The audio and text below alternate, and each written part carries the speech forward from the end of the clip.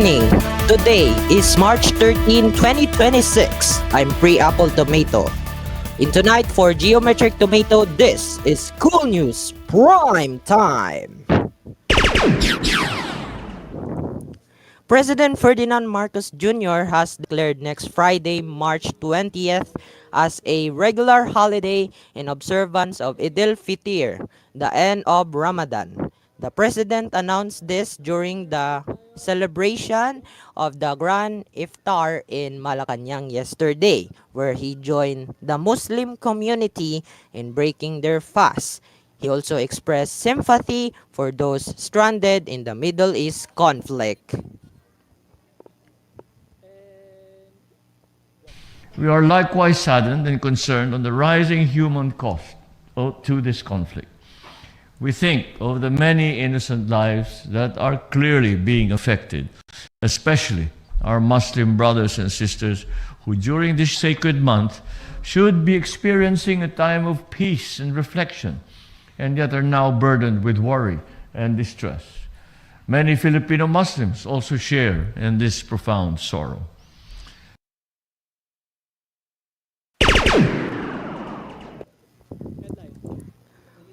Civil Society Coalition Atin Ito has announced they will be returning to Pag-asa Island next month to deliver aid to residents and highlight concerns over maritime security and the challenges facing Filipino fisherfolk.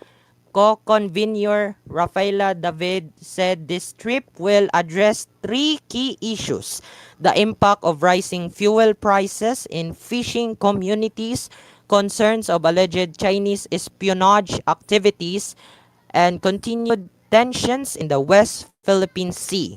Tindig Pilipinas co-convener Kiko Aquino D quoted his uncle, former President Benigno Aquino III, in his call for better discernment in voting for the country's next leaders. Kung kaya nating ipagtanggol ang West Philippine Sea sa pamamagitan ng ating presensya doon, mas lalong kaya natin itong ipaglaban sa pamamagitan ng ating boto. Bumoto tayo ng mga lider na maninindigan para sa sambayan ng Pilipino at ipaglalaban ang interes ng ating bansa higit sa lahat. Former President Rodrigo Duterte's lead defense counsel Nicholas Kaufman called for supporters to lawfully and peacefully express their love for the disgraced leader who will celebrate his birthday at the end of the month. March 11th marked the first anniversary since his arrest by the International Criminal Court Pre-Trial Chamber 1. The former strongman is now in their custody facing charges of crimes against humanity. Don't go everywhere. Cool News Prime Time will return after this.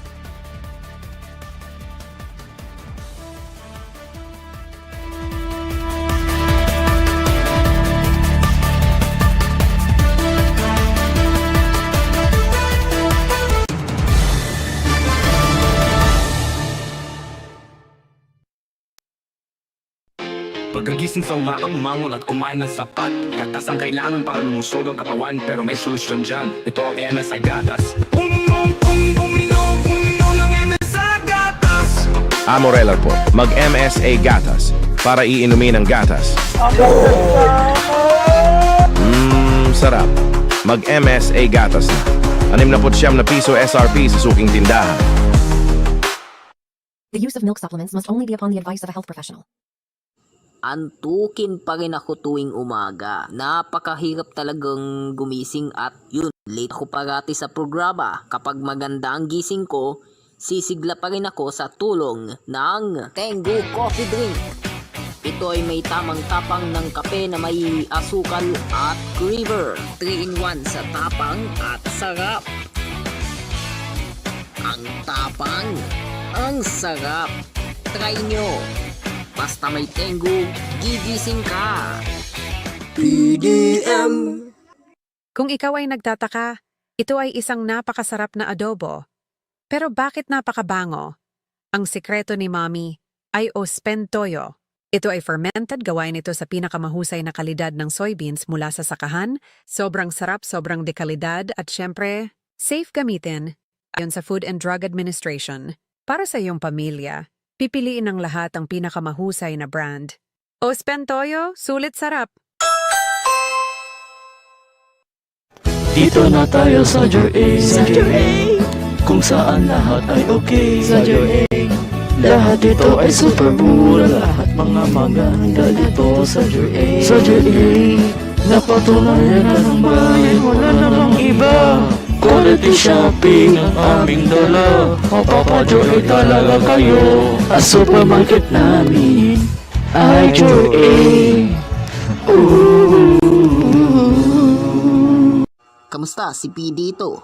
Kung kailan napagod ako sa trabaho, kakabasa ng script o sa prompter man, at kahit ako'y pagod pa rin, sisigla pa rin ako sa tulong ng Meralles Cola.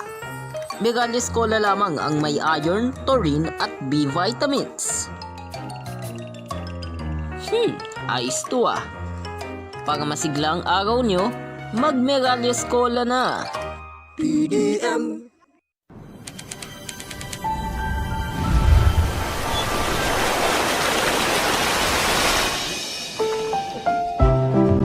Mira drinking water. Fresh, cool, calm. Pagkagising sa umagang mangon at kumain ng sapat, gatas ang kailangan para lumusog ang katawan, pero may solusyon dyan. Ito ang MSI Gatas. Uminom ng MSI Gatas. Ada Morella po, mag-MSA Gatas para iinumin ang gatas. Sarap. Mag-MSA Gatas na. 69 na piso SRP sa suking tindahan. The use of milk supplements must only be upon the advice of a health professional.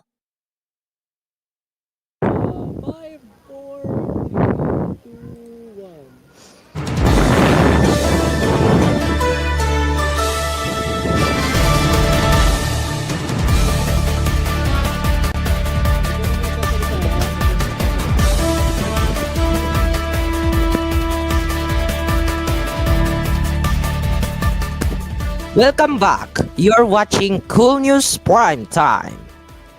The Independent Commission for Infrastructure will cease operations on March 31, according to Chairperson Andres Reyes Jr. The ICI chairperson stated on Friday that the commission has already completed its mandate for investigating the alleged anomalous flood control projects. Reyes said the ICI has also submitted 9 referrals covering 65 individuals to the Ombudsman and has convened 20 agencies in the Technical Working Group for Asset Recovery. The peso dropped at 59.735 pesos against the US dollar on Friday, the second occasion in a week that it declined to a new record low. Last Monday, the peso ended at 59.50 pesos to the dollar, which is already in the weakest level ever recorded. In Friday, the peso started even weaker at 59.55 pesos and declining to 59.75 pesos during the day's trading. The weaker peso complicates the country's energy situation, which increases the cost of imports of crude at a time when the global oil prices increase as a result of the conflict on Middle East. On tonight's quick notes, the Association of Southeast Asian Nations has called for a ceasefire and diplomacy as the conflict on Middle East threatens energy supply. The Department of Public Works and Highways Secretary Vince Dizon said the government is now planning to widen sidewalks along EDSA to make the road safer and more accessible to commuters.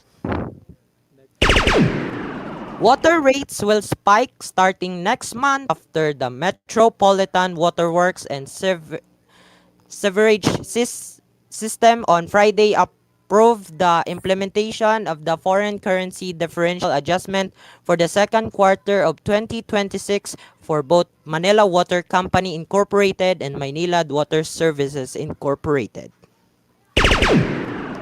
The Department of Migrant Workers is mounting at least 2 repatriation flights for hundreds of overseas Filipino workers on Friday who wish to return to the Philippines as the conflict in the Middle East escalates. A Filipino-American citizen allegedly selling counterfeit money is arrested after the National Bureau of Investigation seized 12 billion pesos worth of fake US dollars in Pasay City. Our weather forecast for tomorrow.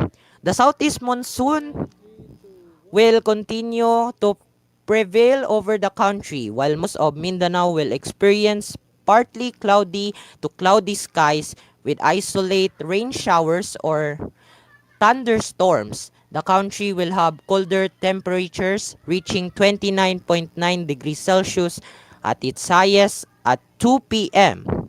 and its lowest at 23.3 degrees Celsius at 6 in the morning. And that's all for our headlines for today. Stay tuned for Cool News and PGN Cool FM for the latest updates. On behalf of Geometric Tomato, I'm Pre-Apple Tomato. Good evening. The time it is now 9:58 p.m.